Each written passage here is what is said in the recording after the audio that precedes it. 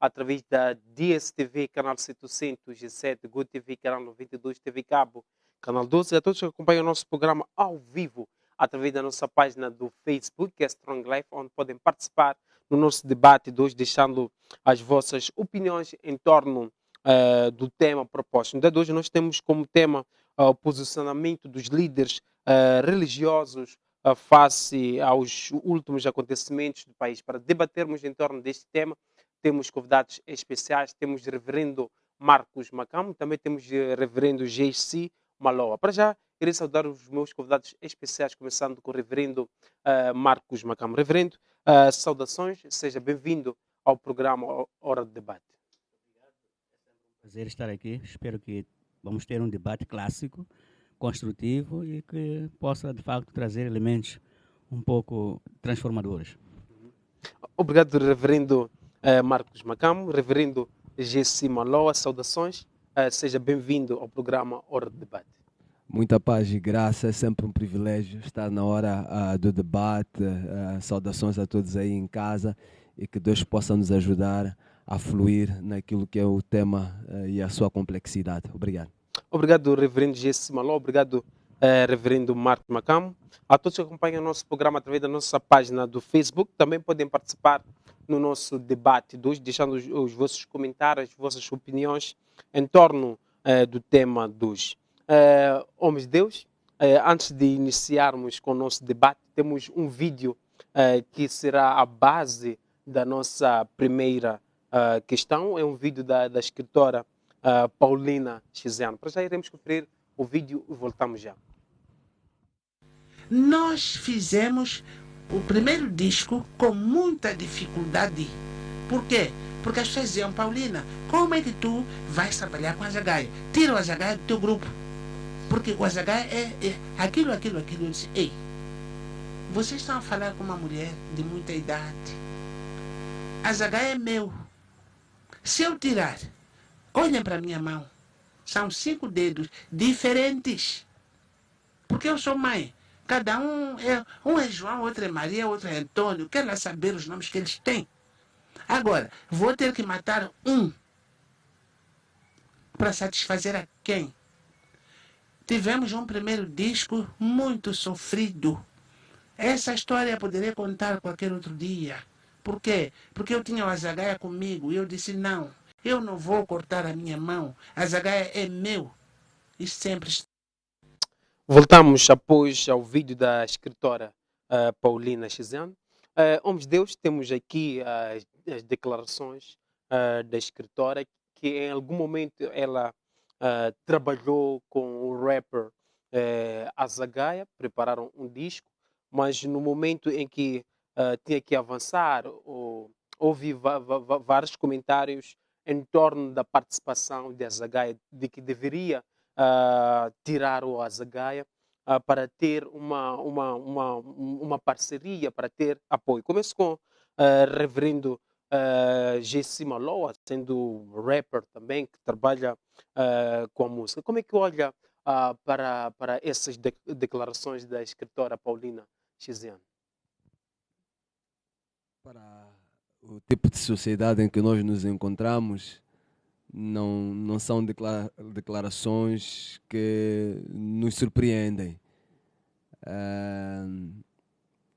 Quando a gente fala de corrupção, e eu tenho dito isto aqui, e tenho exprimido este ponto de vista que, tratando-se de governação, e a gente ataca a governação, no entanto, nós devemos olhar como é que a sociedade no seu todo está. E eu também tenho dito que a governação é o reflexo da sociedade. E está aqui mais uma vez a prova.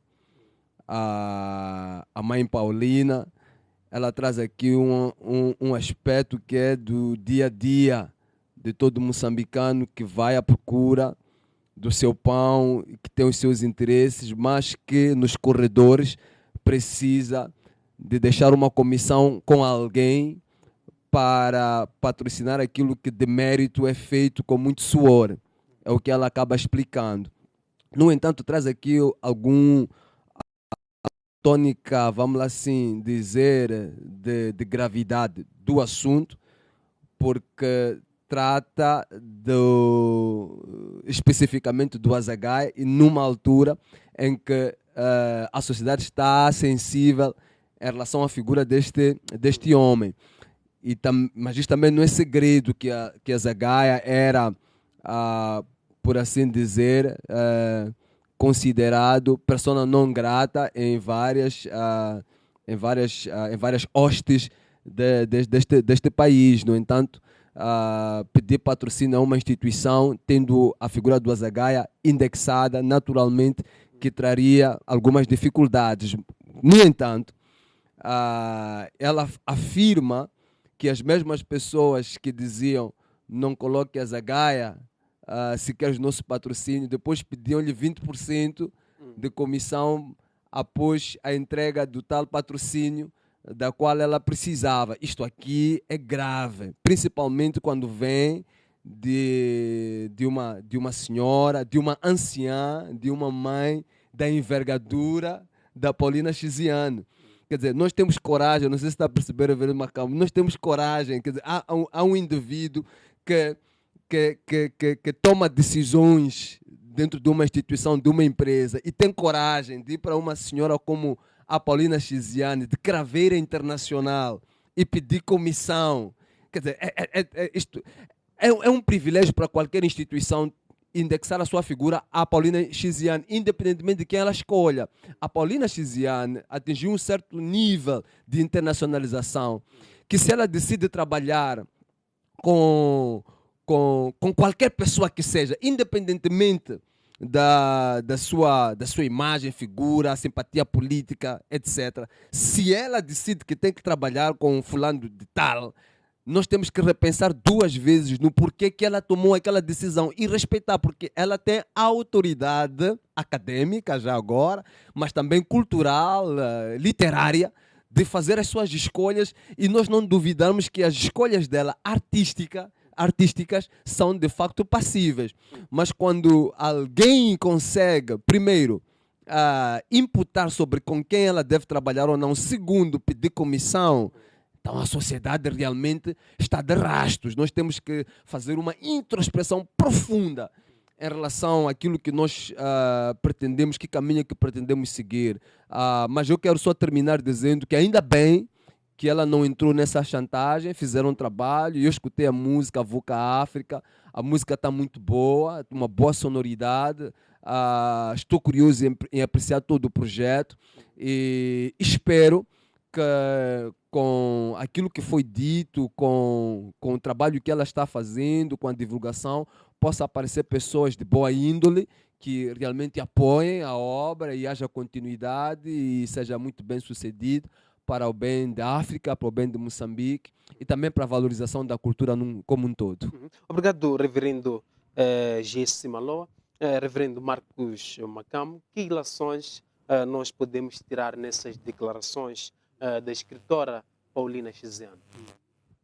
Ora bem, são declarações de uma pessoa equilibrada, madura, experiente, respeitada, e que nós também temos que respeitá-las também, porque não deixar de dizer que são sensíveis as palavras, não é? Porque a nossa estrela da literatura do momento, Paulina Chiziane, eu gosto muito dela pela frontalidade, mas também pela astúcia cultural. Ela enfrenta muita oposição intelectual, ela cria as suas próprias teorias e defende-as. E ao defendê-las, ela pode não estar em consonância com tantos outros, mas ela avança nesse sentido. O mesmo diria do famoso Mono Azagaia. Tanto, o que tornou tanto o Azagaia famoso é o verbo, é a palavra. Tanto, nós temos um instrumento tão poderoso que transforma pessoas, que penetra no âmago das pessoas, no coração das pessoas, mais do que uma bala. Tanto, a palavra sempre foi temida ao longo da história. Porque as grandes revoluções, as grandes lutas partiram do verbo, da palavra, da definição dos conceitos. E cada um traz um conceito, o conceito da liberdade. É quando vemos pessoas jovens que partiram à busca da liberdade. foram entregar o corpo às balas, mas tudo isso por causa do verbo, da palavra. Portanto, o Azagaia torna-se famoso, conhecido, pelo lapidar do verbo, como ele trata a palavra. E essa palavra alcança os lugares onde alcançou. E isso provoca uma certa transformação, digamos, agitação e até repúdio. Portanto, não esperemos que a nossa palavra vá produzir exatamente aquilo que nós pensamos, as pessoas. Porque ela em si é poder. Fala-se muito do povo no poder, mas eu acho que a palavra, e para nós religiosos já sabemos que a palavra de Deus em si faz maravilhas. Ela faz coisas acontecerem. Aliás, o mundo foi criado por Deus, mas não estamos a ver a mão a fabricar coisas. Só estamos a ver, haja estrelas, haja luz, haja... E essa luz também entra nesta questão que estamos a debater aqui. Afinal, o que é essa luz que vem na Bíblia? Deus estava a falar. É a luz da física? É a luz, não é? Que estamos a ver aqui nesta sala? Ou é uma outra coisa que transcende essa luz, que perfura das trevas, que ilumina, que desperta, que liberta as pessoas? Então, aqui temos que filosofar um pouco, que é para manter o equilíbrio e não pender para um lado nem outro, porque não era um momento de polêmica, mas sim era de exaltação, reflexão, reconhecimento. Daí que as marchas, as badaladas marchas, que depois deram no que deram, tem que se definir isso, o conceito.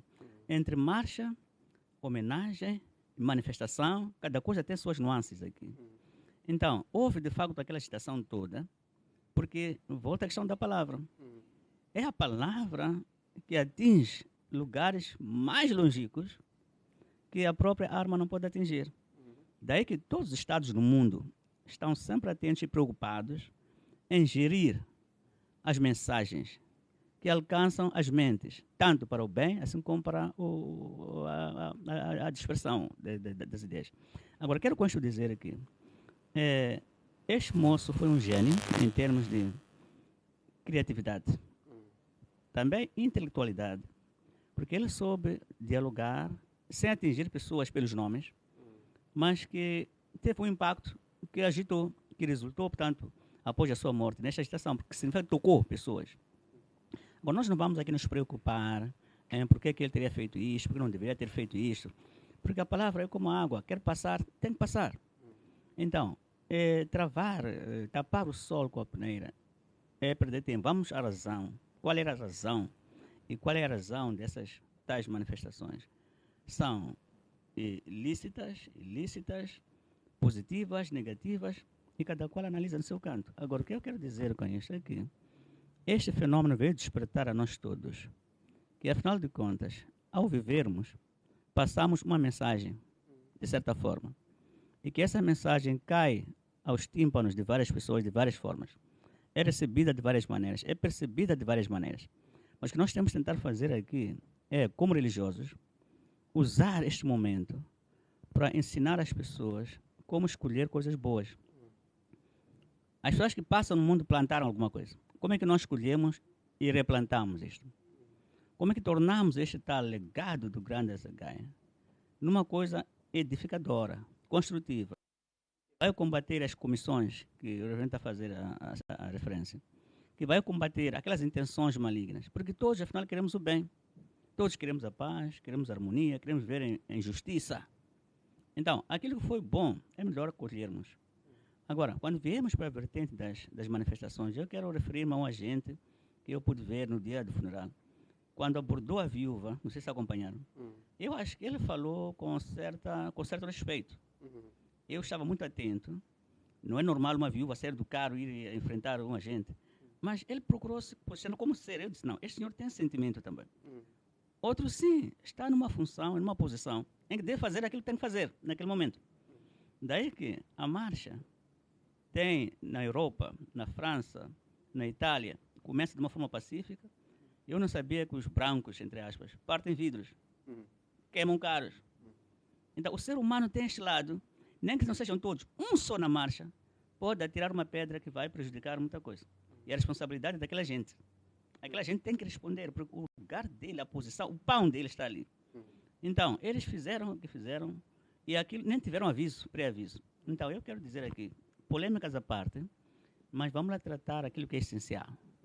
O jovem veio ao mundo, fez o que fez, passou a sua mensagem de uma forma sarcásmica, de uma forma irônica, de uma forma do humor. E tocou corações de pessoas. Temos que reconhecer isso. Reverendo G.C. Malô, um dos pontos que marcou a nossa semana é o jogo que houve entre Moçambique e Senegal. Não foi exatamente o jogo, mas sim antes do jogo, momentos preparativos, onde em algum momento houve uma presença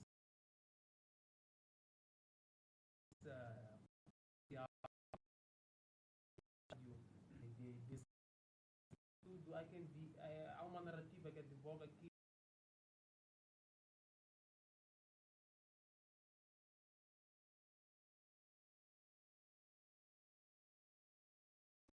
no Estado. Reverendo, tirar neste acontecimento.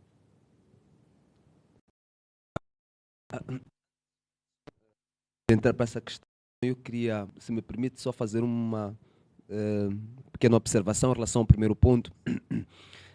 Dizer que, em relação ao Azagaia, também se ouve dizer que algumas pessoas pretendem tirar vantagem da sua imagem, da sua marca, e que estão a registrar a marca Azagaia sem o consentimento da família. Eu gostaria de aproveitar este momento e dar, deixar ficar esta deixa, não é? Passa a expressão. As pessoas precisam entender que para subir na vida não é necessário pisotear os outros, trapacear os outros, né? A honestidade é uma virtude e tem o seu lucro. O caminho pode parecer sinuoso, mas é muito proveitoso. Sempre que a gente tira proveito daquilo que a gente não trabalhou, daquilo que nós não merecemos, problemas futuros vamos granjear. Então eu quero pedir à nossa nação moçambicana para que apoiemos a família do Azagaia, apoiemos o legado de Azagaia e não tiremos proveito daquilo que foi o trabalho do seu esforço, porque estaríamos puxando azar, problemas para a nossa vida. Okay? Este tipo de situação em que se oprime a viúva tem uma proteção especial, bíblica, da parte de Deus.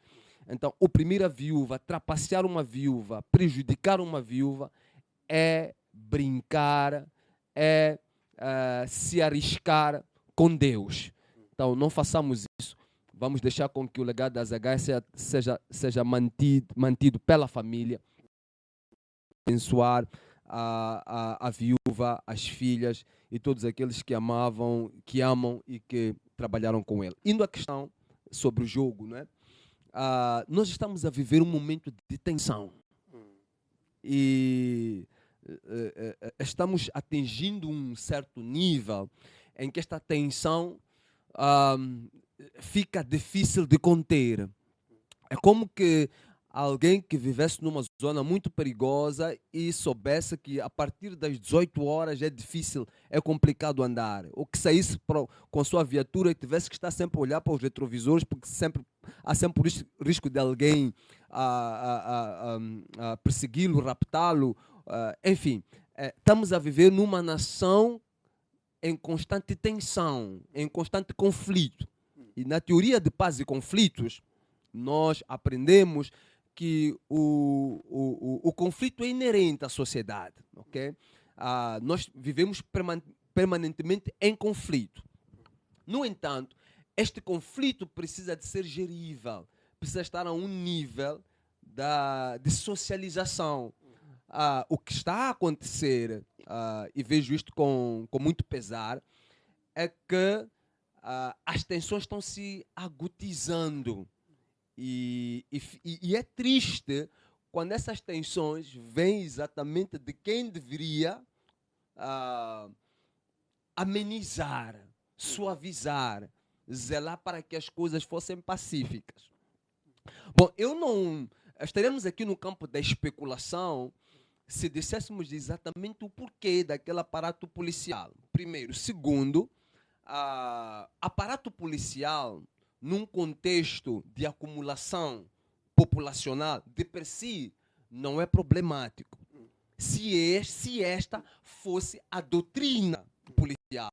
Aqui é importante explicar às pessoas em casa que a ala militar, a ala policial, rege-se por uma doutrina. Essa doutrina são os manuais de procedimento policial para diferentes situações.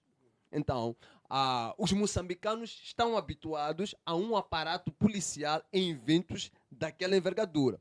Quando esse aparato policial extrapola aquilo que é a média na área, cria espécie. As pessoas começam a perguntar-se por quê.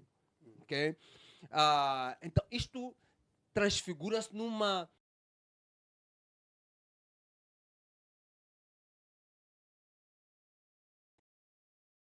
cada vez mais, mas não entendemos muito bem para que ela vai se armando, vai se posicionando daquela maneira, e uma população que vai perdendo confiança na abordagem com a polícia.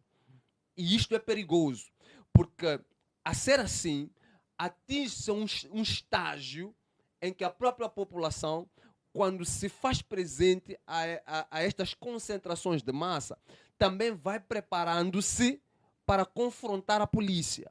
E isso não é positivo. Então temos que repensar que modelo de gestão de segurança nós queremos para a nossa sociedade. Gritar povo no poder. O povo gritou povo no poder mesmo com aquele aparato policial. Há quem diga que mancebos estavam lá vestidos de trajados com roupas, com uniforme dos mambas. No entanto, isso não coartou as liberdades das pessoas.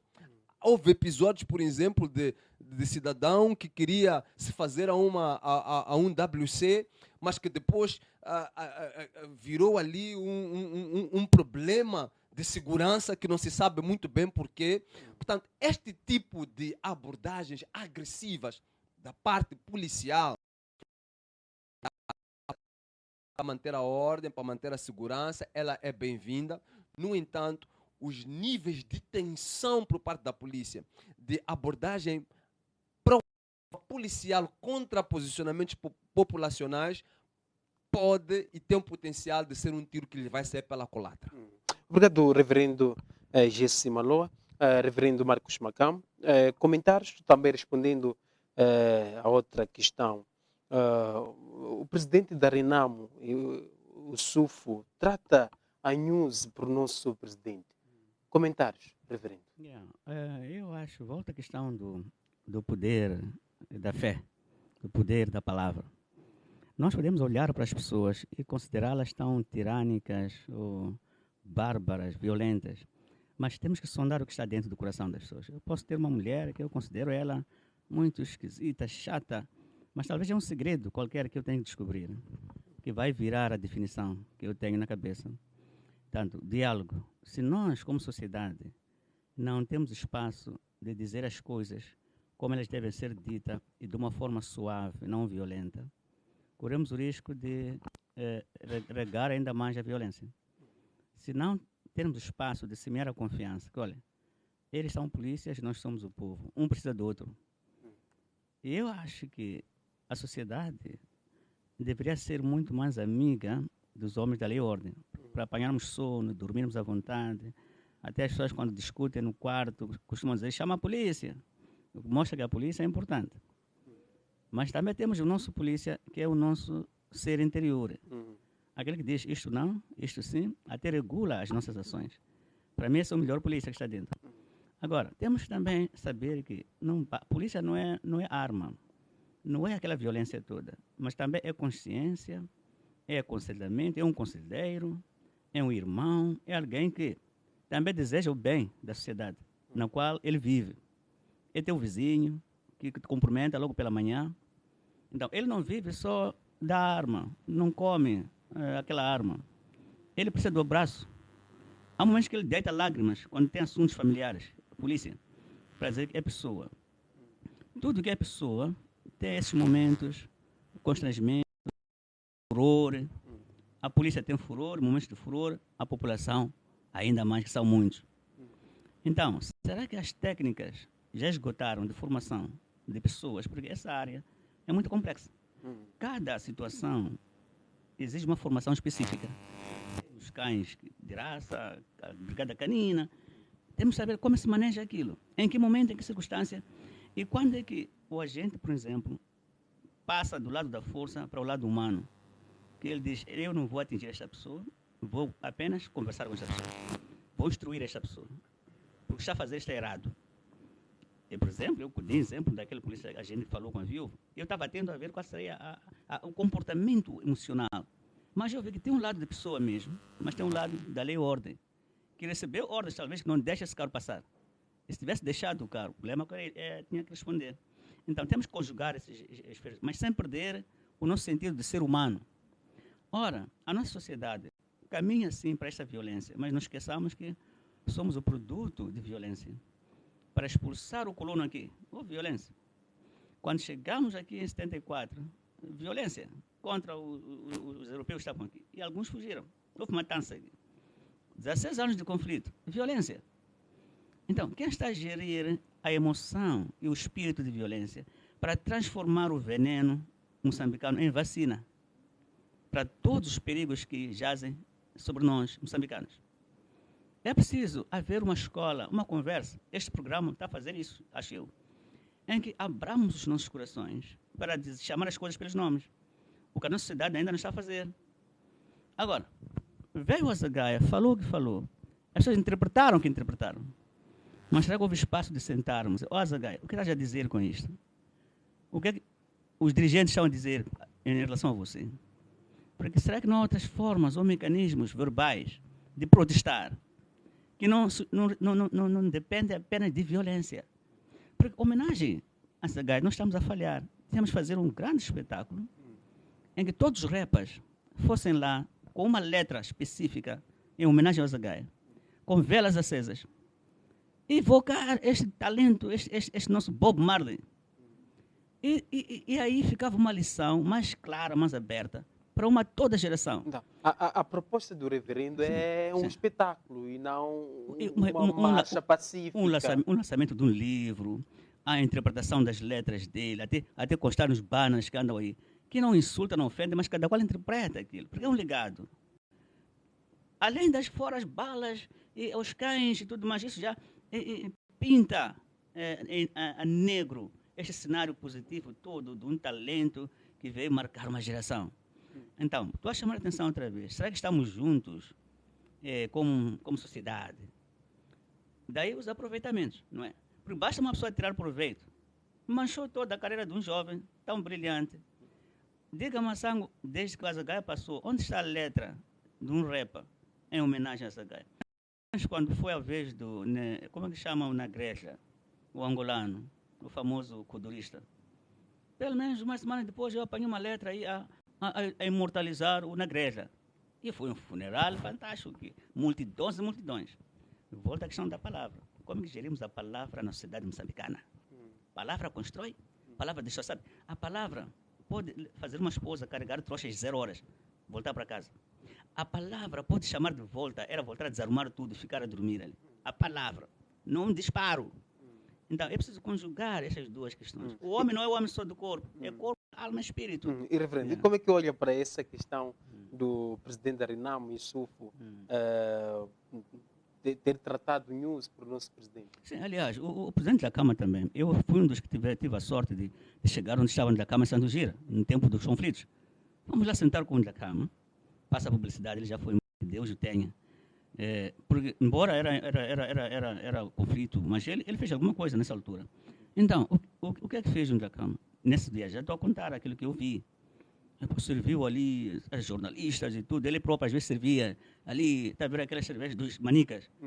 Punha ali carne branca ali. Então, mas é este o homem que é tido como assassino, que mata. Mas tem um lado humano. Sabe quem fez a oração nesse dia? Fui eu, pediram-me. E lá em Santo Gira, eu fiz uma oração antes de comermos ali. Então eu disse, afinal a sociedade anda a colocar labels nas pessoas. Acho que é possível a transformação interior. A pessoa interior é diferente da pessoa exterior. O que é que nós fazemos para trabalhar a pessoa interior? Para sair fora? Porque é isso que nós queremos. E sabe uma das coisas que disse nessa altura da Cama? Ainda em conflito aqui, hein? No tempo do presidente Guebuza. Ele diz assim, sabe, eu não nasci também para morrer, andar no mato, morrer como os outros. Eu também quero viver uma vida como... Está vendo? Uma pessoa que nós achávamos que era diabólica. Então, a sociedade precisa ser transformada. O meu sonho é um dia, Massango, produzir um programa televisivo que chama Educação da Sociedade, para a paz, para a convivência, em que eu chamaria todos esses beligerantes que se deram costas, sentarem em cadeiras como estas, e dizer, explicar exatamente o que é que nos opõe, aquilo que pensávamos que é que nos opõe, afinal não existe. Eu como aquela expressão matemática que muitos chumbaram no exame, afinal o resultado era zero. Significa que tudo aquilo que enchia rascunhos, até pedir 2 rascunhos, para dar 0. Significa que tudo aquilo não existia. Então, o problema é saber como lidar em cada canto e saber simplificar e ter a fórmula. Então, esta violência que o reverendo está de facto a profetizar, ele é um profeta, ele é visionário. É possível que ela seja diluída pelo nosso espírito de compaixão, de perdão, de tolerância e de reconhecimento por aquilo que fizemos. Agora, só para fechar, há um discurso que nós, os jovens, incluindo a interpretação que demos ao Zagaia também, era do ataque a essa geração. Vamos lá pegar um dos temas que não estou muito bem abalizado, mas os combatentes da fortuna. Acho que é isso, qualquer coisa assim. Sim. Depois, não sei... Então, aquilo parecia um ataque direto, mas ele não mencionou nomes. Aquilo é um jovem que tem a sua leitura da sociedade e acha que as coisas deviam ser assim. E tinha a sua razão. Mas temos também a saber que, quando nós atacamos violentamente aqueles nossos combatentes que, num dado momento, eram jovens, eram ainda miúdos, deixaram tudo para trás, foram ficar num país, a Tanzânia, a lutar, só voltaram a ver os pais e as mães enquanto eram adultos. Então, imagina, a gente diz, ladrões, vocês são isto. Quer dizer, eles até bloqueiam-se para não ouvir mais isso. Estamos a apagar aquele legado de um jovem novo que disse que eu prefiro morrer para libertar este país. Obrigado, reverendo Marcos Macam. Reverendo Jesse Maló, temos aqui o presidente da Renamo Issoufo tratar ou ter tratado a news por nosso presidente. Que relações podemos tirar? O presidente Issoufo, né? Eu não vejo o problema, sim, e ele ter dito, eu acompanhei ali aquele trecho, ele ter dito nosso presidente ao presidente News. Afinal de contas, o presidente News é o presidente da República, o que significa que o presidente News também é presidente dele. Então, de preciso, não foi problemático. Mas o problema, onde é que a coisa se estragou, foi ele ter se retificado. A partir do momento em que ele disse, o nosso presidente, depois, ele sozinho retifica-se ali, e já quer dizer, não, o presidente do Partido Frelimo, ele passou naquele instante uma mensagem subliminar. E é ali onde está o problema. A falta de carisma. O presidente Issoufo podia muito bem ter passado, não teria viralizado, aquilo não teria virado meme. Se ele dissesse, por exemplo, nosso presidente, e depois esboçasse um sorriso, apertasse a mão dele e tudo mais, o presidente da República e tal, passava. O problema foi o engasgar dele, das suas próprias palavras, revela algumas coisas. Primeiro, falta de concentração, ok? Concentração muito baixa, ele está perante as câmeras, ele é presidente da oposição, há uma certa concentração e medida que ele deve tomar em conta quando está abordando assuntos sensíveis. Segundo, falta de convicção, ok? Convicção. Era importante que ele tivesse ali a convicção de que assunto. Eu não estou muito por dentro de que assunto é que ele estava ali, naquele específico, a tratar com o presidente News, mas que haja uma convicção profunda em relação a que posição é que ele toma, não é? Em diversos momentos da vida política do país. Há momentos em que eu vou tratar um assunto, sou presidente da Renamo, e eu vou tratar o assunto como presidente da Renamo e estou a lidar com o presidente do Partido Frelimo. Há momentos em que eu vou tratar um assunto como um cidadão, estou a lidar com o presidente da República. Então, há que ter uma convicção em relação ao posicionamento estratégico de um líder, principalmente da oposição, num momento tão sensível quanto este, estamos a aproximar momentos eleitorais. Outro aspecto muito importante é que tem-se debatido, tem-se dito, estes aspectos que eu aqui levantei, a falta de carisma, de convicção, tem-se falado sobre isso em relação à figura do presidente da Renamo. Há um lapso de oportunidade, timing, da parte do presidente Oussouf Momad, nestes problemas todos que o país está a enfrentar.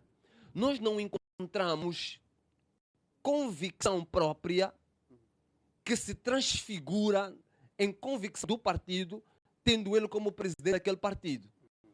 Nós encontramos convicções da parte do Venâncio Mondlane, conseguimos ver convicções da parte do, como se chama aquele de Climane?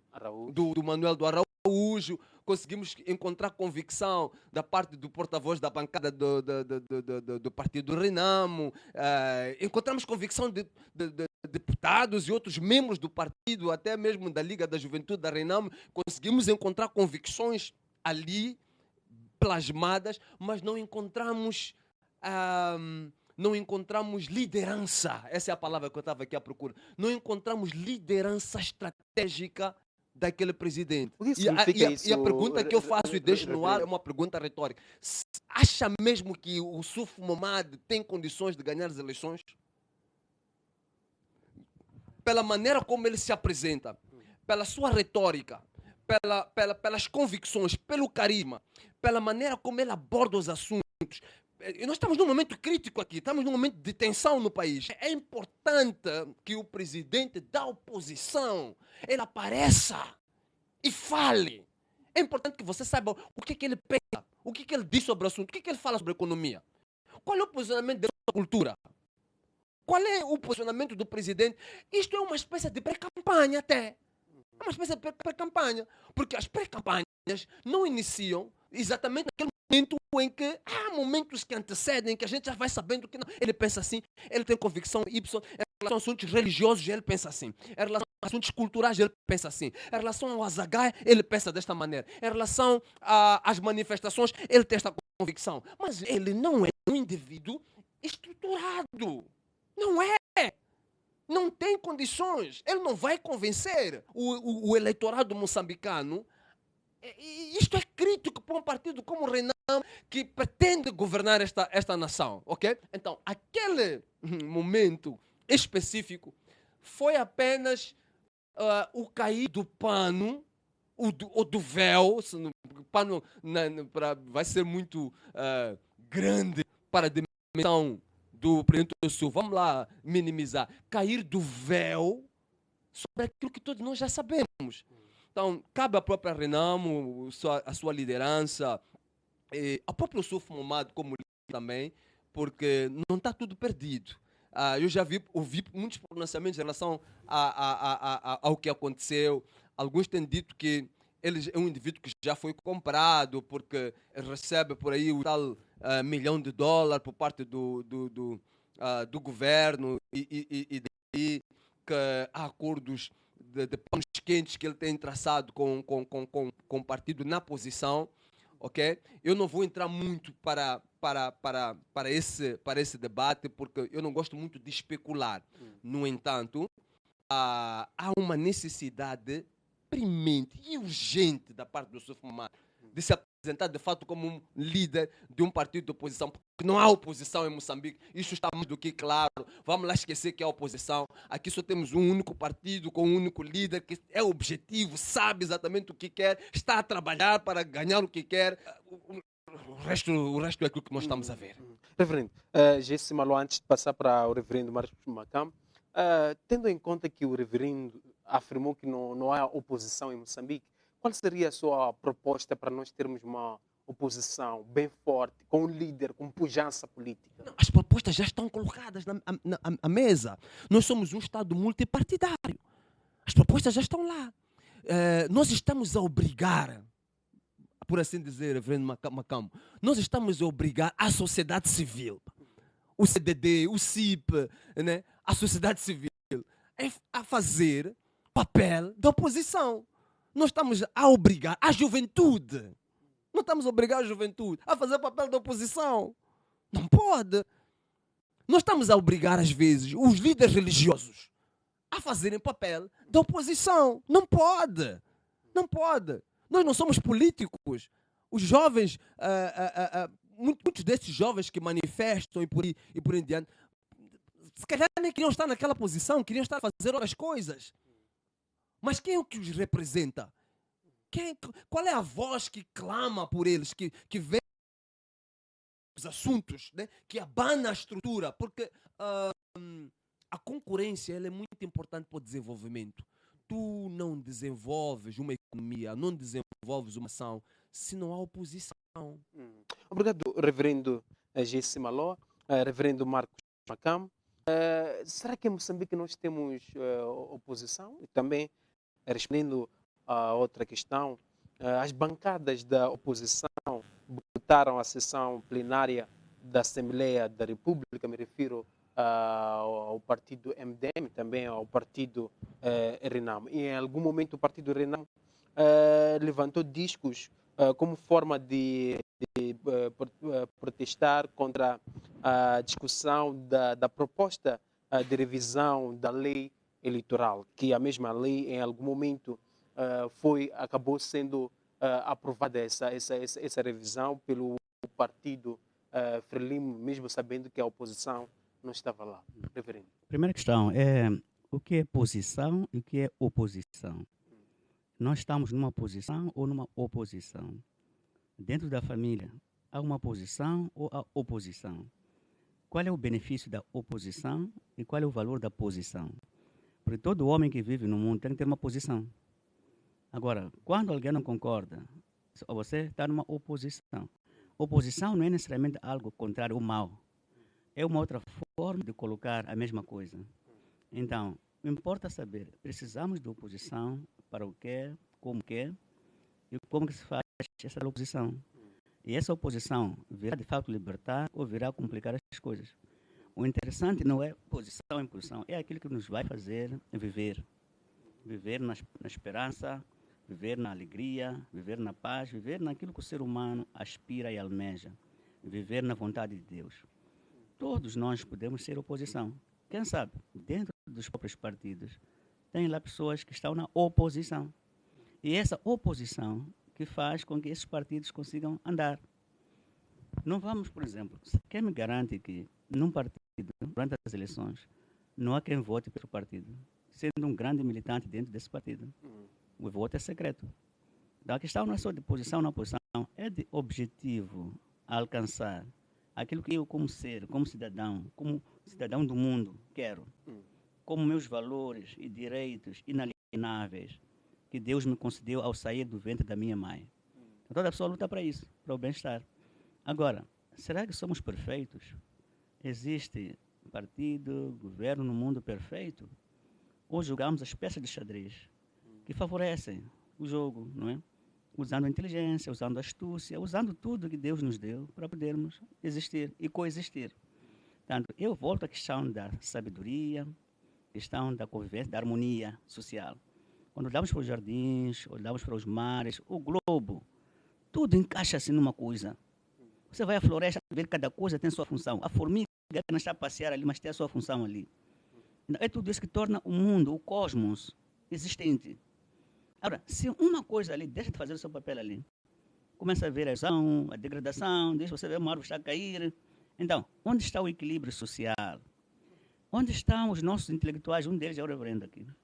Que pensam a sociedade, que pensam o mundo, que pensam o bem-estar, que concebem o homem neste universo onde Deus lhe colocou.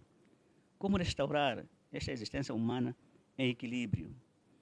Porque ter inimigo não basta. Até ter inimigo é cansativo. Você vive pensando no teu inimigo, não dorme porque estás a tomar um copo, não sente o prazer porque é o teu inimigo, estás a pensar em investir naquela pessoa, no vazio. Mas quando estás a construir o teu inimigo, a ser teu amigo, Lembra que o presidente Chissano, o presidente Cama chama meu irmão da Cama, meu irmão Chissano, tinha esse termo.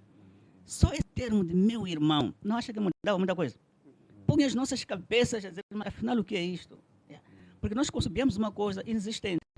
Ou seja, ele conseguia construir uma nova realidade só com ter o meu irmão. Só pronunciar essa palavra meu irmão resolvia uma coisa que um batalhão podia não conseguir fazer em pouco tempo. Então, a nossa sociedade, principalmente os jovens, agora quero falar para os pastores jovens, porque eu sou muito fã daqueles pastores das igrejas emergentes. São criticados, até aqueles que pregam nos comboios. Eu admiro aqueles miúdos. Porque tem uma fé ali e tal, e nem tem vergonha daquilo. Então, que tal se pregasse sobre nós, a geração atual de cristãos jovens, de pastores jovens, modernos? Estou a ver também que pastores modernos, a forma de trajar, eu sou o único matreco aqui. Vamos lá ter uma atitude para a sociedade moçambicana rejuvenescer, renascer. Uma sociedade em que você anda, tem o prazer de cumprimentar o outro jovem que você não conhece. Ou porque tem o mesmo corte contigo, ou porque vestiu, ou você não tem que comprar essas adidas, depois não rala, você nem conhece a pessoa. Isso ia diminuir muitas coisas de tensão. A gente anda toda hora no hospital, jovem, 15 anos sem tensão, acaba na bebedeira para eliminar a tensão, problemas que tem com a namorada, outro suicidou-se porque a namorada disse, já terminei contigo, já não quero mais nada. Então há um vazio que acaba ajudando a desestabilização do país, ajudando a engrossar esses movimentos de protestos e que somos manipulados. Por eram os políticos, eu não estou contra os políticos que foram apoiar as marchas, mas vamos lá honrar o Azagaia primeiro, depois o resto virá, não é? Umas velas ali, depois um poema ali, depois não sei o que é para a gente saber de fato, passou alguém por isso. Agora, eu acho que temos que repensar, não só depender daqueles que têm que fazer por nós, porque também, sabe, os governantes têm muitos afazeres, quando acorda, pensa na família, pensa no seu bolso, pensa no dinheiro, tem problemas familiares.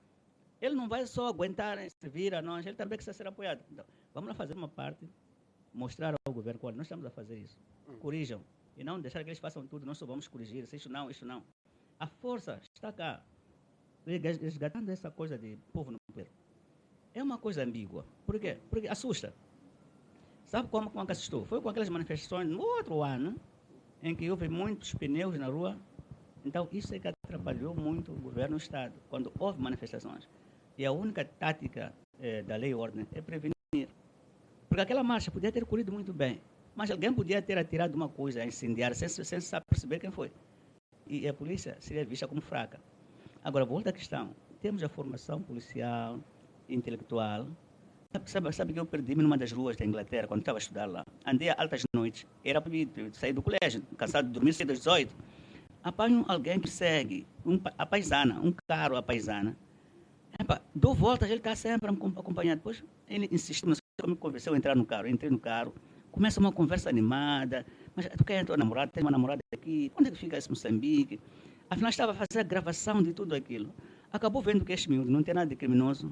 Voltou a me deixar onde me apanhou. Até despediu assim, qualquer coisa a gente conversa. Mas era um polícia.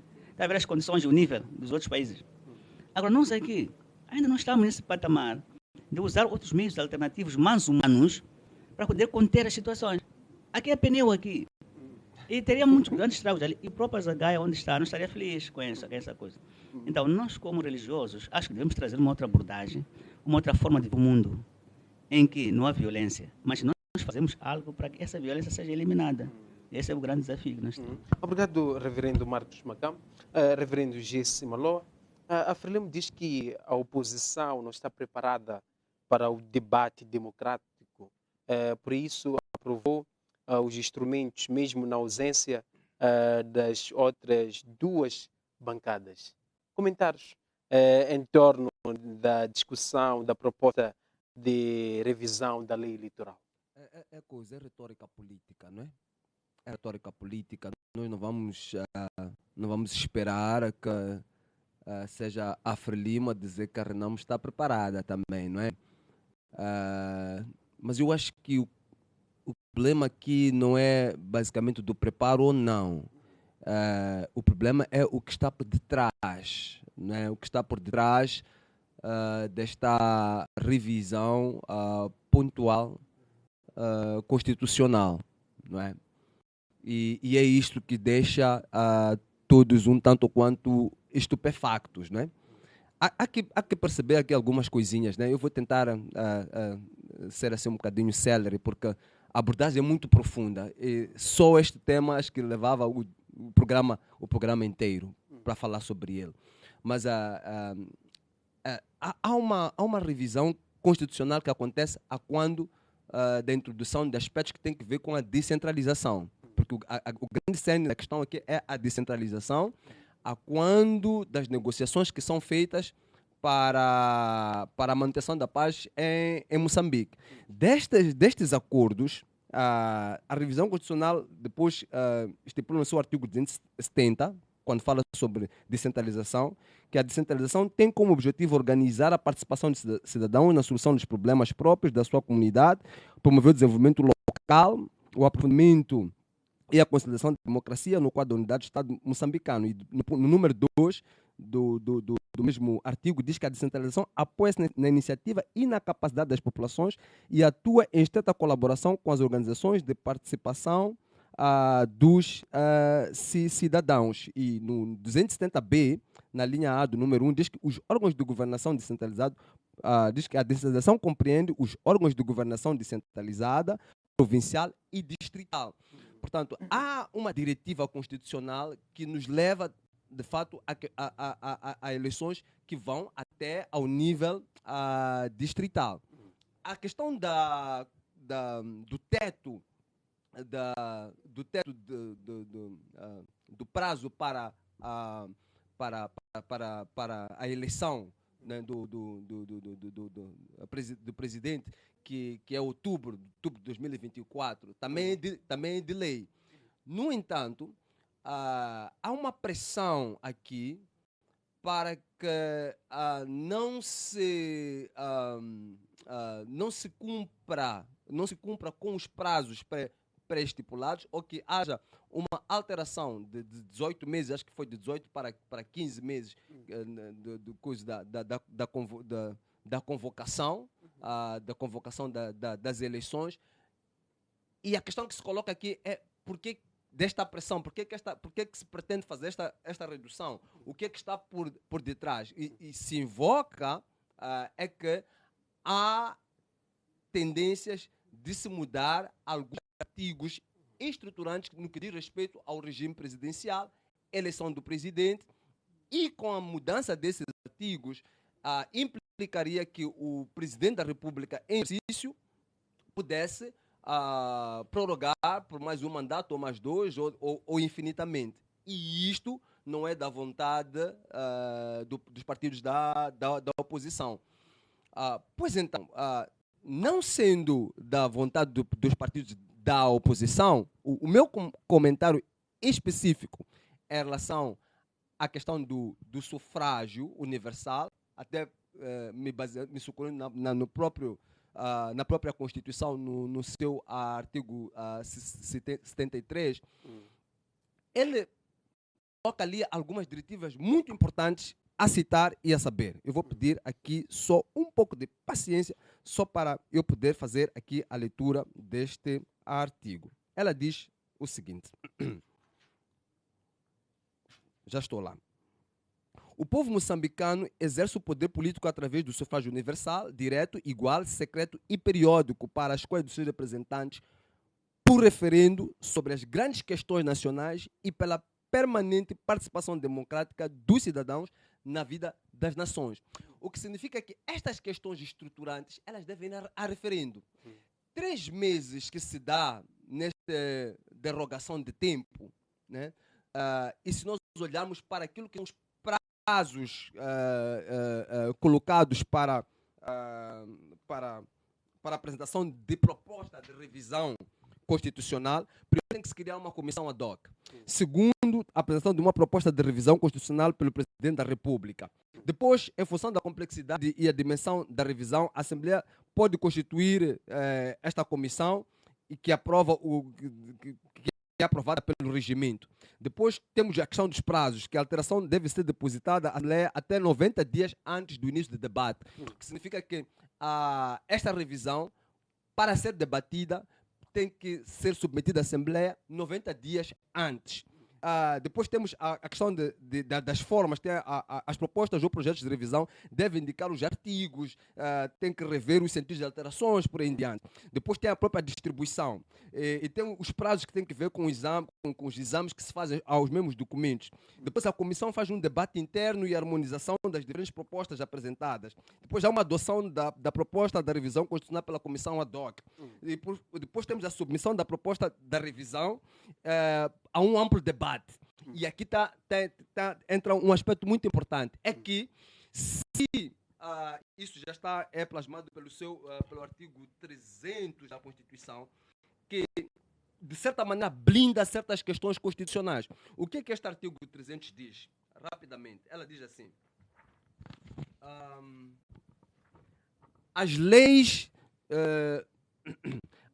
da revisão constitucional têm de respeitar a independência e a soberania do Estado, a forma republicana do governo, a separação entre as confissões religiosas do Estado, os direitos e as liberdades e garantias, o sufrágio universal, direito secreto pessoal, o pluralismo de expressão e organização política, a separação e interdependência dos órgãos de soberania, a fiscalização da constitucionalidade, a independência dos juízes, a autonomia dos órgãos, os direitos dos trabalhadores e por aí em diante. O número 2 do artigo 300 diz assim: as alterações das matérias constantes do número 1, daquilo que eu acabei de falar, são obrigatoriamente sujeitas a referendo. O que significa, Maçã, em outras palavras, para haver alteração constitucional nos moldes que estão a ser apresentados, tem que haver referendo.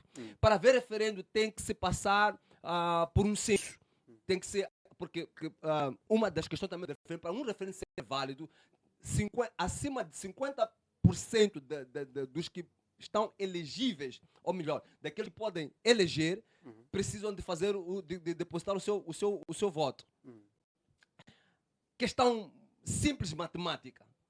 Não há condições para se fazer uma revisão constitucional. Porque 3 meses ou 4 meses para se entrar nestes todos os procedimentos que eu falei aqui, 90 dias antes para se fazer a entrega da proposta, e depois entrasse para o referendo, e deste referendo chegasse à conclusão que de facto é esta a Constituição que nós pretendemos. Isso não leva menos de 6 meses. Isso iria atrapalhar o calendário eleitoral. Logo, à partida, não há condições para que este debate fosse levado à Assembleia da República. Questão que não quer calar. Por que é que mesmo assim se insiste em se fazer isso? Porque, reverendo, de uma forma bem rápida, por quê? Não, mas essa é uma resposta que todos nós temos que dar. Na verdade, entraríamos aqui muito também naquilo que eu digo, que eu comecei por dizer. Cai-se muito no capítulo das especulações. No entanto, este tipo de pressões, quando elas são colocadas da maneira que são colocadas, vislumbram, de fato, interesses políticos para a manutenção a manutenção da liderança política presidencial. Agora, aqui tem um aspecto muito, muito importante. Este debate, de fato, tem que ser feito em 3 vertentes. Tu tens a questão da descentralização. Na descentralização, tu tens a descentralização econômica e governamental. Nós, quando tratamos aqui questão de descentralização em Moçambique, olhamos apenas para questões governamentais, não olhamos para questões econômicas. Tens ali também uma questão ética e moral, que nós estamos a dizer que não é ético as pessoas que estão numa determinada legislatura mexerem a Constituição, okay, para assuntos que lhes vão beneficiar. Se eu sou presidente da República, não é ético eu mexer a Constituição para beneficiar a mim. Eu posso, de fato, submeter propostas para alteração constitucional para beneficiar o próximo presidente da República. Não é ético o deputado mexer na Constituição para dar benesses a ele mesmo. Okay? Obrigado. E tem um outro aspecto, só talvez para fechar. É que o debate é tão amplo que também entra para a área econômica. E aí é um pouco mais complexo. Dos estudos que eu tenho feito, não encontro nenhum país que se desenvolveu economicamente, okay, com o tipo de democracia que nós temos. Esta coisa um presidente que renova uma vez, 5, 10 anos. É muito crítico quando nós estamos a pensar num projeto de governação. Os países que desenvolveram, cresceram economicamente, mesmo os países da Europa, a França, desenvolveu numa monarquia. A Inglaterra, idem aspas. Na Ásia, Indonésia, idem aspas. Mesmo países africanos, temos alguns exemplos que o crescimento econômico se deu dentro de um regime não tão democrático como tal. No entanto, repensar no modelo democrático que nós queremos para o nosso país não implica uma mudança constitucional atrapalhada como a que nós estamos agora a tentar impingir. O reverendo G. Simaló, reverendo Marcos Macamo, comentários em torno dos pontos levantados pelo GC. Mas também tenho aqui uma outra questão. Moçambique é elogiado nas Nações Unidas pelo acordo de paz definitivo. Comentários, reverendo, em torno disso. Será que nós estamos diante de uma paz definitiva?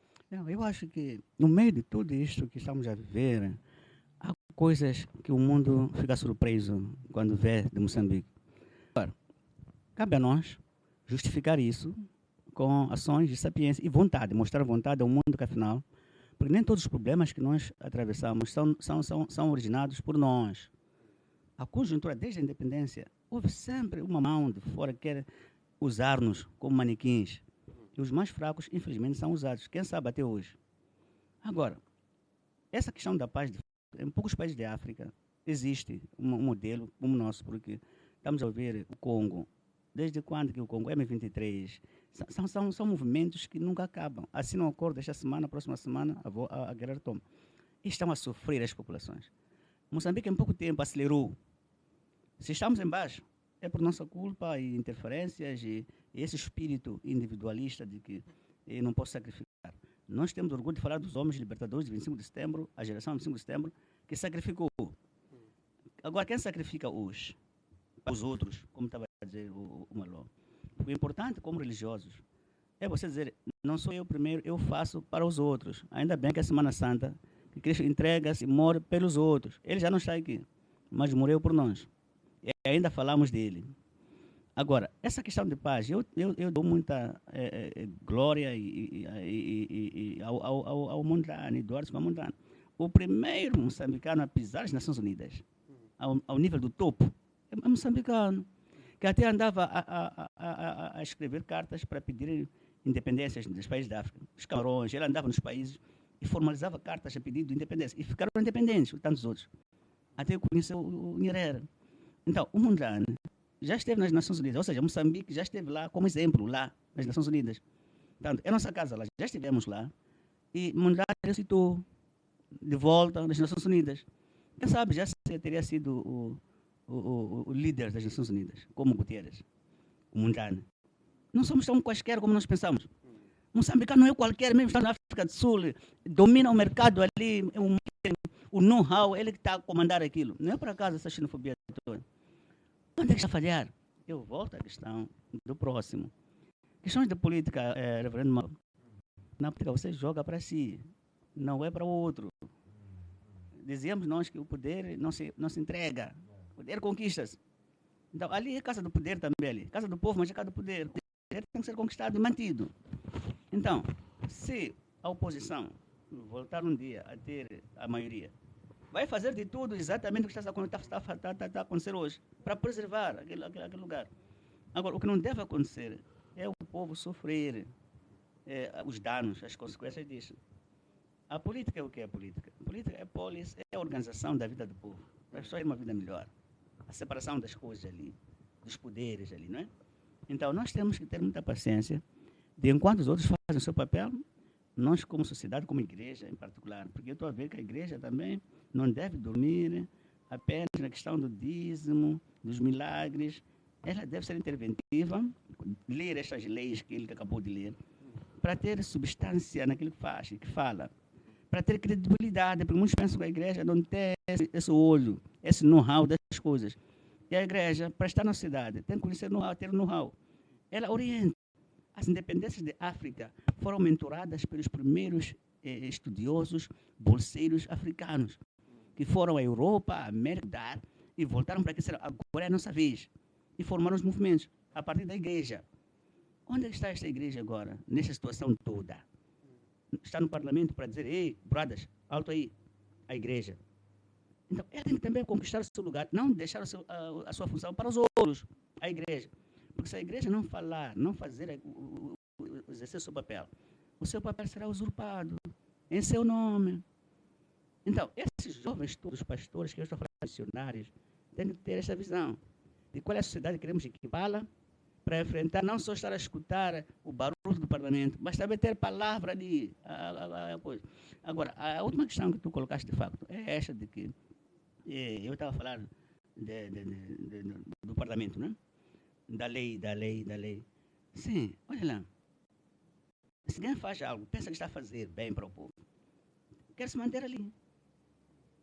Agora, temos a China. A China também é bocado. Acaba de reforçar no Congresso. Foi reeleito o Xi. Tudo isso porque ninguém deve. E estamos a ver que, por um lado, a China está quase na corrida a conquistar o primeiro lugar do mundo. Mas, por outro lado, reclama-se a democracia. Será a democracia, se formos a introduzir a democracia na China, esta nossa, as coisas avançarão mais ou irão retroceder mais? Então, quero chamar a atenção aos sociólogos, antropólogos, cientistas sociais, que vão estudar primeiro o ser humano. Este aqui é falar do presidente de um partido aqui, mas vamos estudar o ser humano, com as suas características. Será que aquilo que ele espera é aquilo mesmo? Ou o lugar, a posição onde ele está, altera a pessoa? Ou o poder muda a pessoa, aquela pessoa que nós conhecemos? Ou o poder forma a pessoa, ao invés de formar a pessoa? Como é que o ser humano lida com o poder? Que é para quando as elites chegarem no poder, terem o know-how das coisas. Como é que um agente da polícia comporta-se psicologicamente em casa e no serviço e na sociedade? Essa escola, será que os nossos agentes são formados por 6, 7, 2, 3 anos? Onde você esgota as táticas da América, as táticas da Europa, da Ásia, as táticas chinesas, como é que lidam com esse tipo de crime? Sabe? Porque o crime acelera, a tendência do crime é acelerar e deixar a lei e a ordem atrás. Então isso implica constantemente um tremendo. Mas aí está a traição. Alguns crimes têm com participação daqueles que nós pensamos que são eles, que indicamos. Isso é democracia. Agora, como a gente manter aquela pessoa fiel, não digo ao sistema, mas fiel ao serviço, como servidor do povo, como protetor do povo, onde ele diz, este não quero, a minha é esta. Está vendo? E quem ganha aí é a sociedade. Porque quando descredibiliza-se um grupo, é toda a sociedade que fica ela toda rota. Reverendo, face a todos os acontecimentos, quais são os conselhos que deixa para os nossos líderes políticos, para a nossa sociedade no geral? Sim. Primeiro, como falou dos líderes políticos, nós também, quem sabe, um dia seremos líderes políticos. O religioso também é político, sabe? Quando você pergunta por que hoje não tem pão, por que não tem isto, já é política. O porquê traz a explicação. É que, de tudo aquilo que fizeram, vou falar especificamente dos moçambicanos, líderes políticos moçambicanos. Felizmente, pela graça de Deus, alguns deles libertaram o país. Não vamos fugir dessa. Essa tem que aceitar. Libertaram o país, entregaram-se. E esse legado não se compra. A riqueza, a fortuna, são coisas que advêm depois. E que não sufocam aquele valor, porque aquilo que fizeram, eu quero morrer por este Moçambique. Um dia estar independente, as pessoas andarem, cada moçambicano conduzir o seu carro, tem que seja japonês ou segunda mão, mas o moçambicano está ali. Estão felizes. Agora, esta questão da corrupção é individual e não pode ser geral. Porque quando é geral, é a falência, é a morte de uma sociedade, onde transformamos os valores da corrupção em valores normais. Quer dizer, estamos a ver a norma do anormal. Estamos a assumir essa norma do anormal. Peço àqueles que ainda têm boa fé, boa vontade, nem que sejam 3, 4, saibam levantar-se e dizer isto não. Tragam carros e blindados para si, para você começar em troca de dinheiro. Diga, isto não. Então, isso trará valor, porque o nome não morre, o nome e as ações.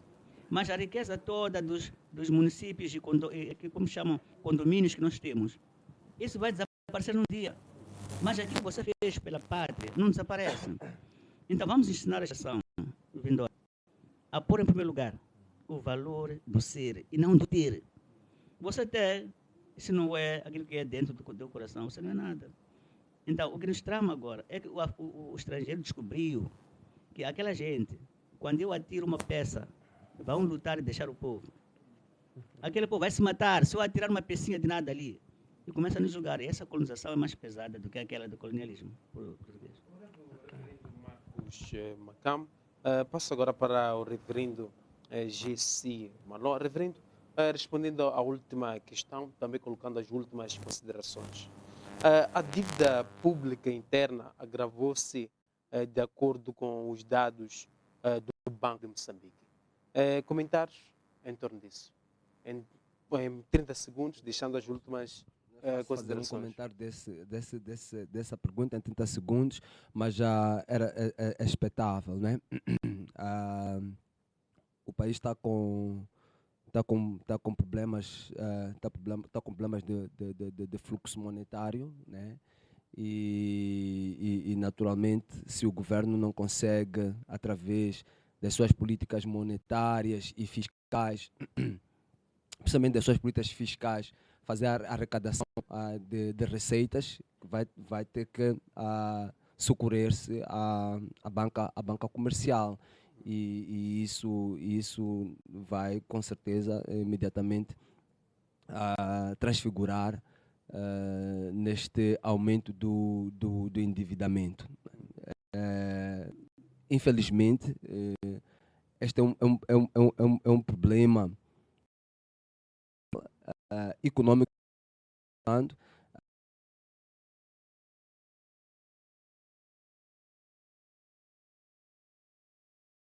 mais recentemente com a questão esta guerra entre a Rússia e a Ucrânia, exatamente, e a Ucrânia, mas também a recessão econômica do país antecede estes dois eventos. Tivemos a problemática das dívidas ocultas, que também corroeram bastantemente o tecido monetário moçambicano. No entanto, eu gostaria de parabenizar ao Banco Central, que tem feito um trabalho excelente na contenção da inflação e de outros indicadores. Eles têm, de fato, feito, estaríamos, se não fosse pelo trabalho atarefado do Banco Central, provavelmente estaremos em piores condições. Eu gostaria de terminar com um evento bíblico histórico que está em 2 de Reis, capítulo 8. Em 2 de Reis, capítulo 8, a Bíblia conta sobre um rei chamado Ben-Hadad.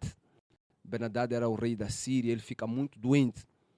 Ao ficar doente, ele tinha um servo que com ele andava, aconselhava, ele era um homem de guerra, um homem de confiança de Ben-Hadad, chamava-se Azael, acho que esse era o nome dele, Azael. Ele chama Azael e convida-o a visitar o profeta Eliseu para saber se daquela doença ele viveria, né? Se ele sobreviveria.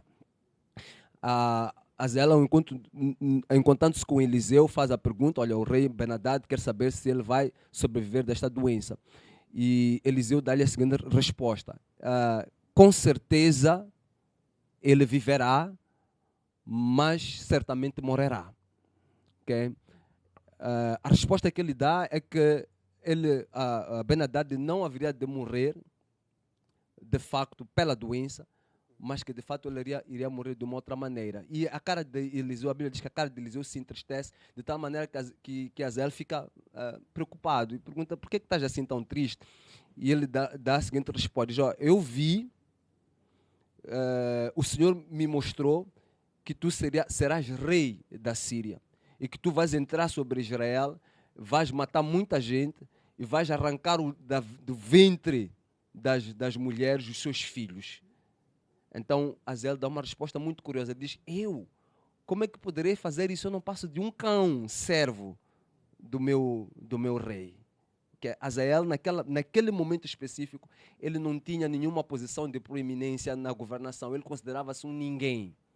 Só que quando ele volta para dar resposta ao rei, a Bíblia diz que depois de ter dito ao rei, olha, não, tu vais sobreviver, ele pega num lençol, numa manta, e mergulha na água e sufoca o rei e mata o rei.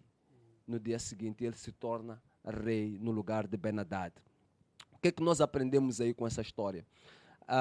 É que o evoluir dos acontecimentos, né, ditam em muito, primeiro, a ambição dos homens. Até o momento em que ele visita o profeta, ele não sabia e talvez nem teria nenhuma ambição de que seria rei. Mas quando ele ficou sabendo que, de fato, ele seria rei, entrou-lhe no coração a pressa e ele mata o seu rei para tomar a posição do rei. Consequentemente, a Síria tem um rei que, de facto, não tinha um bom caráter, não era um bom homem, não deveria ter ocupado aquela posição. Tomou aquela posição através do assassinato, através da morte. Eu conto esta história para trazer uma alerta ao nosso belo Moçambique. Estas tensões que nós estamos aqui a conversar são prenúncio de coisas graves. É importante que a gente não olhe apenas para os acontecimentos, últimos acontecimentos, como eventos sem nexo. Elas estão nos indicando problemas que nós podemos evitar. E eu quero aconselhar a quem de direito para que não tome o rumo do Hazael. Não se tornem reis, não se tornem presidentes por vias obscuras, por vias desnecessárias. Vamos ter um país de fato abençoado. Todos nós temos que estar atentos para que amanhã não tenhamos um processo eleitoral turbulento, que as pessoas, depois de nós termos eleito um presidente, não fiquemos aqui num debate de a eleição foi fraudulenta, não é o presidente, não tem legitimidade. Vamos sim garantir com que a nossa Constituição seja respeitada e todos nós possamos, de forma feliz, termos um país próspero, como de fato é o anseio de todos nós. Obrigado. Obrigado, reverendo G.C. Maló, reverendo Marcos Macamo. Não sei se algo escapou e gostaria de deixar de uma forma bem rápida o microfone. A oposição é o outro lado da posição. Portanto, a posição é ao mesmo tempo oposição, quer dizer, é só virar isto. Então, vamos caminhar juntos atrás da solução, não ver o outro como inimigo para matar. Obrigado, reverendo Marcos Macamo. Obrigado, reverendo G.C. Maló. A todos que acompanharam o nosso programa através da nossa página do Facebook. Obrigado, pastor, teólogo Albino Mangueno. Obrigado, Luz J. Obrigado, Vânia. Obrigado, Bispo Daniel Mabunda. A todos que acompanharam o nosso programa através da DSTV, GoTV, TV Cabo. Eu sou Teo Filósofo e mestre José Mação. Deus abençoe.